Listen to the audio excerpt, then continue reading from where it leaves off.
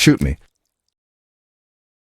Take my life and cast my body into the Manda River, but wherever the river carries me, let there be an oath. Garoland shall exist as far as my body drifts, said Sonaram R Sangma to the British authorities. The full story of Sonaram R Sangma. Sonaram R Sangma was born in a small village. Sonaram R Sangma, a study of his life and works as a Garo nationalist. Sonaram R Sangma is a household name today among the Garos.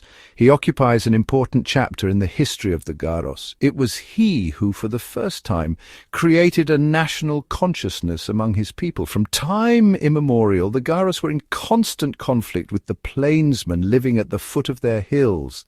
During the Mughal days, they were in intermittent struggles with the zamindars. They also came into conflict with the British when the latter came into contact with them. However, all these struggles were carried out only by the Garos of the affected area, without any united effort.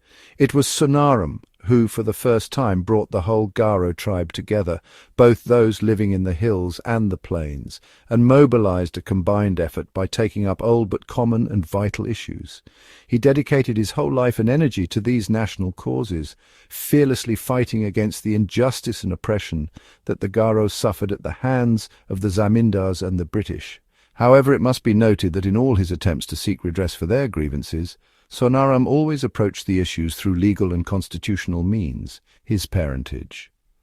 The exact date of birth of Sonaram is not known, but an extract from the Register of Marriage recorded his age as 22 years on June 7, 1889. He was born in a small hamlet called Rongrokgre, situated beside Nachirongdik, the pool of mudfish, in the northeastern corner of Garo Hills. While he was still young, his parents moved to another village called Amguri, which falls within the district of Goalpara, Assam, where he spent his childhood. His father's name was Klang G Momin, and his mother's name was Chamre R Sangma. He was the second of 3 sons and 3 daughters. His siblings were 1.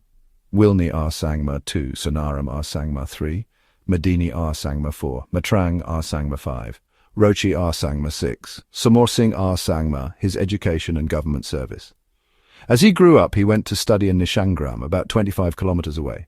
After completing his education at the LP school there, he continued his studies in the American Baptist Mission School at Tura in the upper primary class, reaching up to class 4. This was the highest class available at that time and was referred to as the graduation class. After completing his education, he joined government service. Sonaram himself provides information about his employment. Although the Public Works Department dismissed him, Captain Halliday, Deputy Commissioner of Garo Hills, later appointed him as an Inspector of Vaccination. He received rupees, 20/ as salary and rupees, 15/ as a travel allowance under Dr. Bancroft. He was not dismissed from this position, but voluntarily left the service in April 1900 to live with his wife in Rohumari. His marriage and family. Sonaram married Klang G Momin, who also studied at the American Baptist Mission Girls' School in Tura. Their marriage took place in 1889 and was conducted by Reverend E.G. Phillips. After their marriage, they lived in Tura for 4 years, until 1893, before moving to Tokche's village, Salpara. They were blessed with 6 children: 1. Nomi G. Momin 2, Silman G. Momin 3, Rotan G. Momin 4, Sunalsing G. Momin 5, Premi G. Momin 6, Emi G. Momin. Career under British rule. After a year, the Wilne estate attempted to enter the Garo Hills and Garo villages, beginning to place boundary pillars in Rohumari village. The Wilne estate owned lands to the north of Rohumari, but they were not satisfied and encroached upon Garo lands. In 1901, the Garos broke some of the dips at Kanchikol village. There was no criminal case about this. A year after the dips were broken at Dilma, there was a case, and some of the Garos were punished by the Deputy Commissioner of Garo Hills. I was not present at this. Wilne made various attempts to encroach and obtain my village of Rohumari. They came to measure the lands, but the Salpara people beat them and drove them away. We received no notice or intimation that the boundary was to be surveyed or relaid in 1899 to 1900. There was no notice given when Beckett surveyed the boundary in 1873 to 74. I've heard this from the Nokmas. There were also disturbances at that time. It was under these compelling circumstances that Sonaram was drawn into the vortex of national struggles against the Zamindars and the British. The Nokmas, Lascars and other Garo leaders, whose lands were encroached upon by the zamindars, approached him for advice, guidance and leadership in the agitation to demand justice from the British government. Besides, Sonaram, on his own while working as a Mohirrer for 10 years, had travelled widely across the Garo Hills and witnessed firsthand the way the Bigar system was imposed on the Garos. He also saw how Garo families were evicted to make room for the reservation of forests for colonial interests. After resigning from government service, Sonaram started a private business of supplying cowhides, cowskin, to Calcutta, which enabled him to contact legal experts in Calcutta. All these factors combined to bring him to the forefront of the Garo national struggles for redressal of grievances concerning 1. The Nazarana lands and the Habragat Pargana, 2. Restoration of the reserved forests to the Garos, and 3. Abolition of the Bigar system or forced labour. The first sign of protest came in 1899 to 1900 when the survey party, deputed to the Garo Hills, surveyed the 2 lines laid down by Beckett and Kelso, respectively. They cut new lines and placed tips to mark the boundaries. Fongpong Lascar and 6 others submitted a petition dated April 11, 1900, to the Chief Commissioner of Assam and approached Sonaram for advice and guidance. The petition stated, "The old boundary line, which is the true and genuine one, has been removed to create a new boundary line which has materially encroached on the estates of your petitioners." These estates were formerly in the district of Garo Hills, but the new boundary line passing through their estates is an attempt to deprive them of part of their lands, which are being taken away by the Bikini estate by showing and marking a new boundary line. Another memorandum was submitted by Yontha Lascar and 14 others from Garo Hills and Goalpara, dated August 27, 1902, to His Excellency the Viceroy of India, Lord Curzon, complaining about the manner in which Srimati Rani Abhoyaswari Debi of the Bidni estate had been encroaching upon the lands of the Garos. Another memorial was submitted to the Chief Commissioner of Assam, J.B. Fuller, on July 8, 1904, requesting an amicable settlement with the Bini estate. They also sought an inquiry into the circumstances under which Sonaram was sent to jail, and appealed for the cancellation of the order, requiring him to provide 2 sureties of rupees, 500 each. Further memorials were submitted by Sonaram and others on August 23, 1905, October 3, 1905, and November 23, 1905, to the Viceroy and Governor-General of India. On February 9, 1906, they complained about the encroachments of the Bigni Zamindar on their Nazarana lands and on the Habragat Pagana, which they claimed had been granted by David Scott in 1831 as valid Lakiraj lands. They also demanded an impartial inquiry into their grievances. In the matter of reserved forests in the Garo Hills, Sonaram and about 1 lakh Garos signed and submitted a memorial dated February 9, 1906, addressed to the Viceroy and Governor-General of India. They stated that the Garos and their ancestors had long enjoyed the privilege of living in the forests, using forest products for their livelihood, and cultivating land while maintaining pasturage rights. However, with the passage of the Indian Forest Act 7 of 1878 and subsequent regulations in 1891, they were deprived of these privileges without compensation. The memorialists prayed for the restoration of some reserved forests and requested permanent compensation for others who had suffered losses. In the matter of forced labour in the Garo Hills, Sonaram and about 1 lakh Garos signed and submitted another memorial on February 9, 1906, addressing the Viceroy and Governor-General of India. They stated that for years they had been compelled to work and provide coolies for the military, forest departments and other government officials in both official and private capacities. They argued that this practice was unjust and against the principles of civilized governance. Therefore they prayed for an order exempting them from compulsory forced labour. The Government of India, in response, issued a letter No. 1840-125 dated October 29, 1906, appointing Mr. J.C. Arbuthnot, Commissioner of Surma Valley and Hill Districts, to inquire into the grievances presented in Sonaram Sangma's memorials. Mr. Arbuthnot assumed charge on November 21, 1906, and remained in Silka until December 3 to receive instructions and review the case with His Honour, the Lieutenant Governor. From December 6th to December 20th, he studied the voluminous records and correspondence on the subject at Shillong. On December 23, 1906, he reached Damra, regarded as the headquarters of the movement.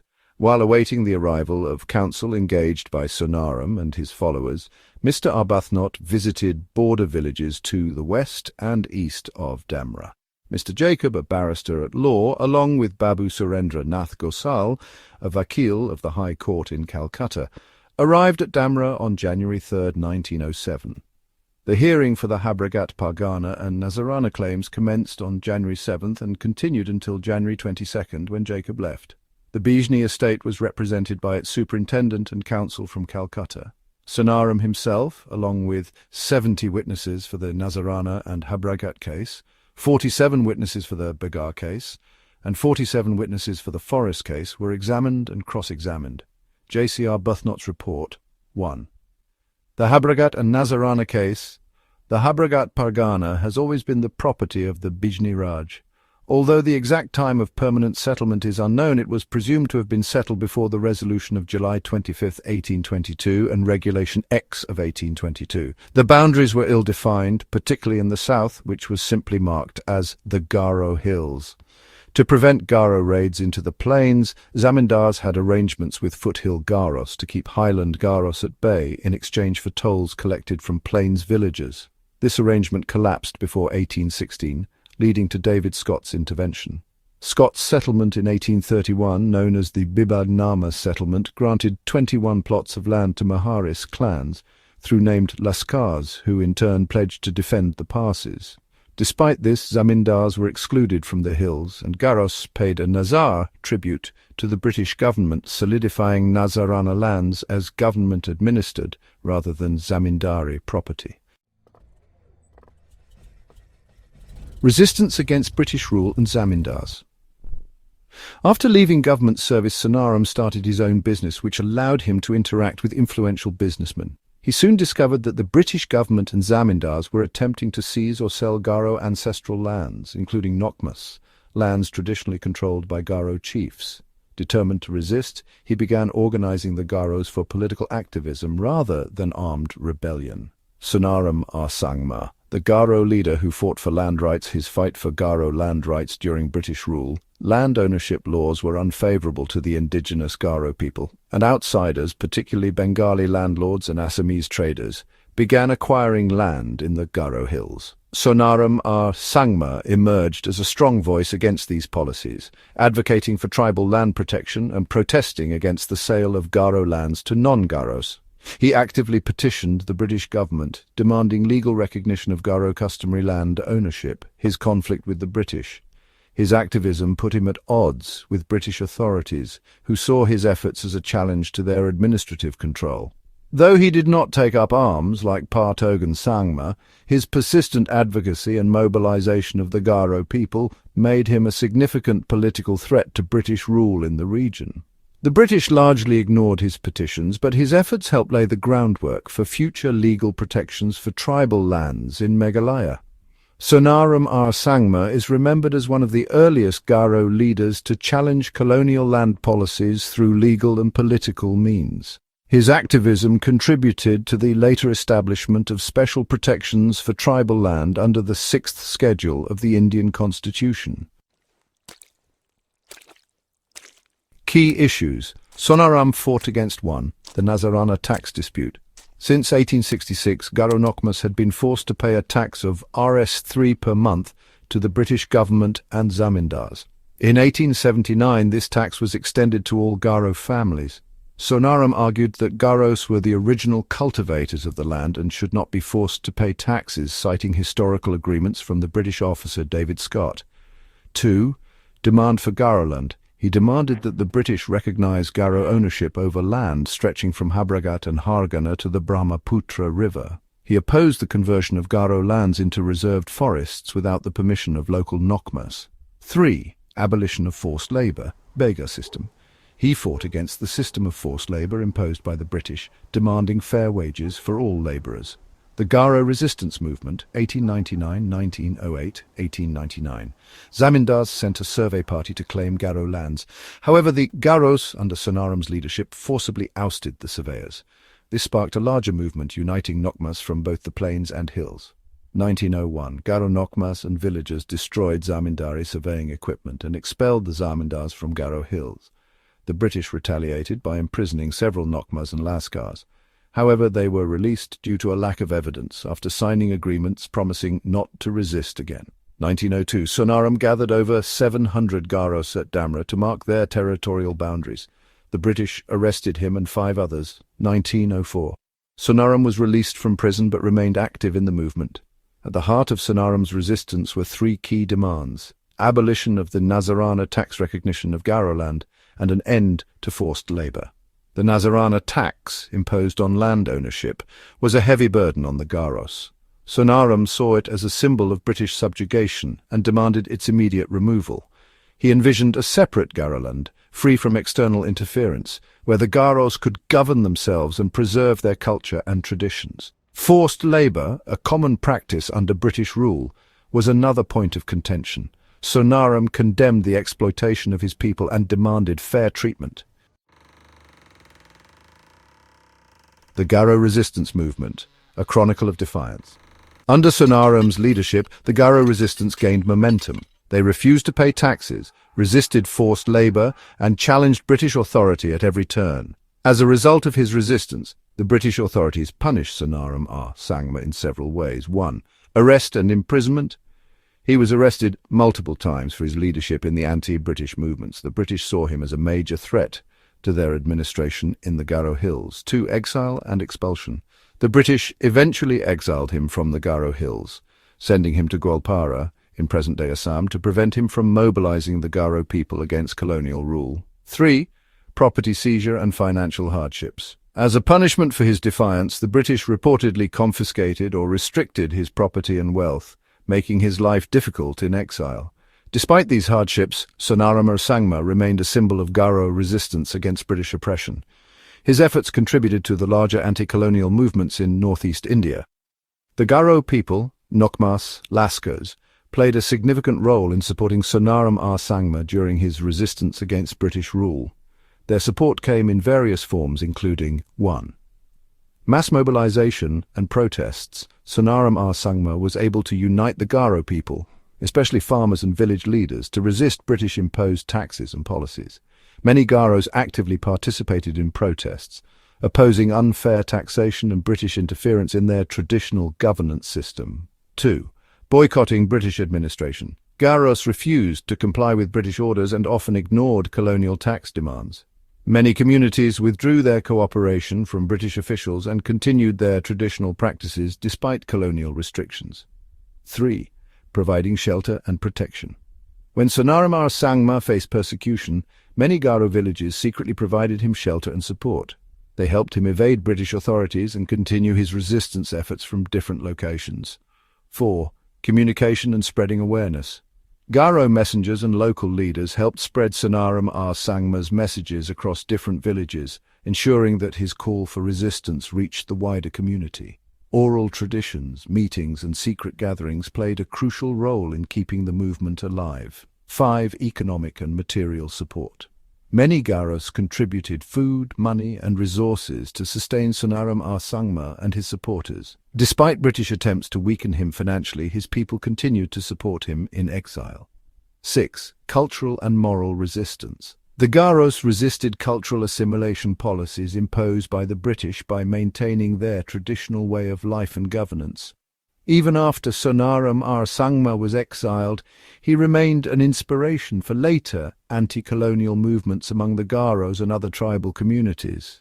His leadership and the unwavering support of the Garo people played a crucial role in challenging British authority in the region.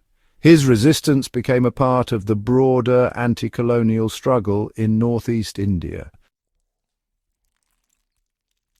Shoot me?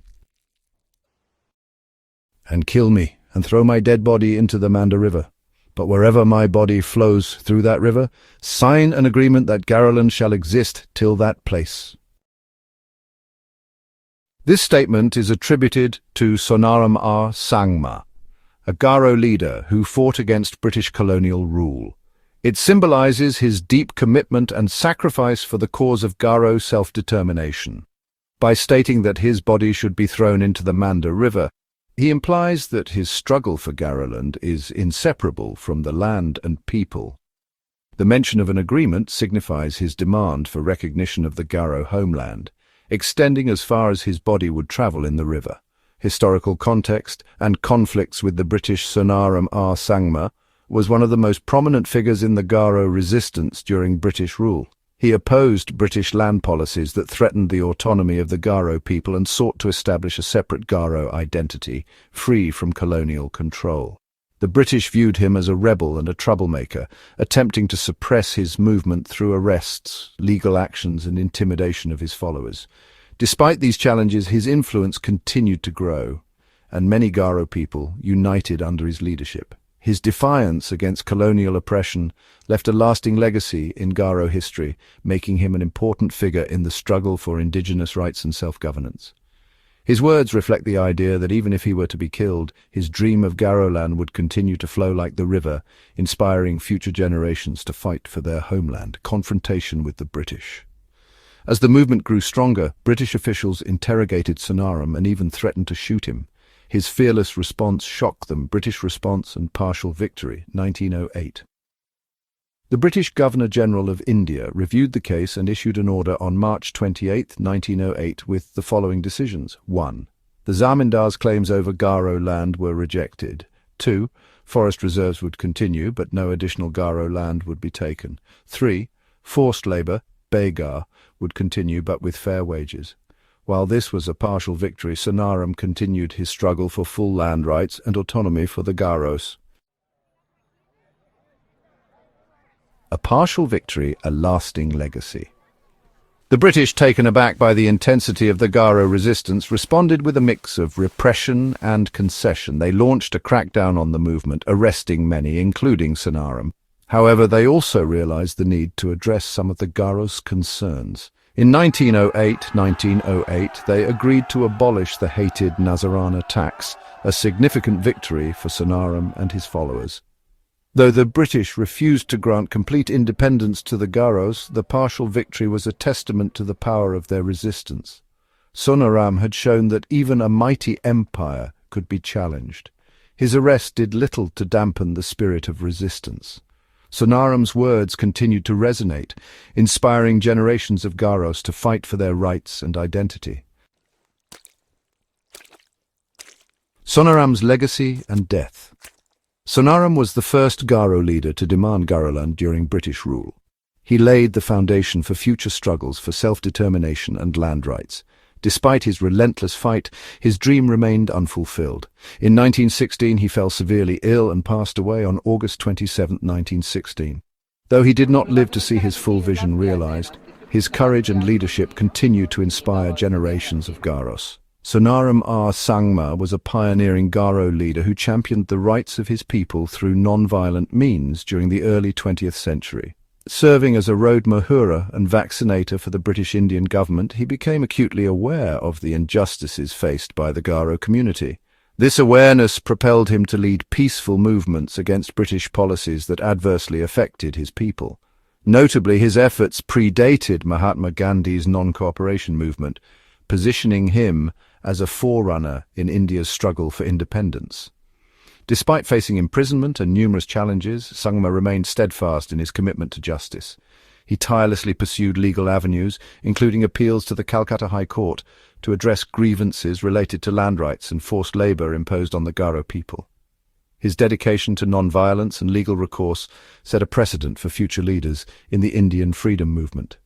On August 27, 1916, while continuing his advocacy, Sonaram R. Sangma fell ill in Goalpara and was taken to his niece's residence in Bancroft, where he passed away. He was laid to rest at the Bancroft cemetery. His death marked the loss of a visionary who had sown the seeds of unity and resistance among the Garo people. To remember Sonaram R. Sangma as a pioneer of non-violent resistance, His death anniversary has been observed every year on August 27th at Damra, Bakrapur village since his passing. Recognized for his peaceful fight against British injustices, Sangma's legacy is honored through these commemorations. During the event, leaders highlight his dedication to non-violence, drawing parallels between him and Mahatma Gandhi. There have also been calls for greater recognition of his contributions, including proposals to erect a statue in his honor. Sonaram R. Sangma's unwavering dedication to his people's rights and his pioneering use of non-violent resistance have left an indelible mark on the history of the Garo community and India's broader struggle for independence. Viewers, if you enjoyed this video, don't forget to give it a thumbs up, hit that subscribe button and turn on the notification bell so you never miss an update. Share this video with your friends and drop a comment below. I'd love to hear your thoughts. Thanks for watching. Goodbye.